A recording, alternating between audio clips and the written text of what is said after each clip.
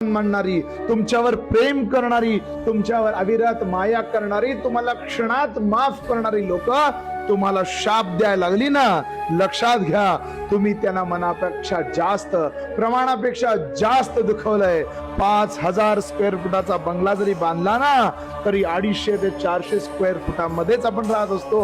उरलेल्या संपूर्ण घरामध्ये वस्तू, भांडी, ठेवा मेवा ह्या सगळ्या गोष्टींनी आपला अहंकार राहत असतो.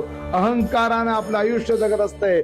माणसाच्या मनामध्ये ह्याच्याविषयी चांगलं, त्याच्याविषयी वाईट या सगळ्या गोष्टींनी माणसाच्या मनातला अहंकार वाढत असतो. म्हणून लक्षात घ्या, तो अहंकार जोपर्यंत ठेचत नाही, त्या अहंकाराला जोपर्यंत नायनाट करत नाही, तोपर्यंत गाभाऱ्यातला भगवंत आपल्याला भेटत नाही.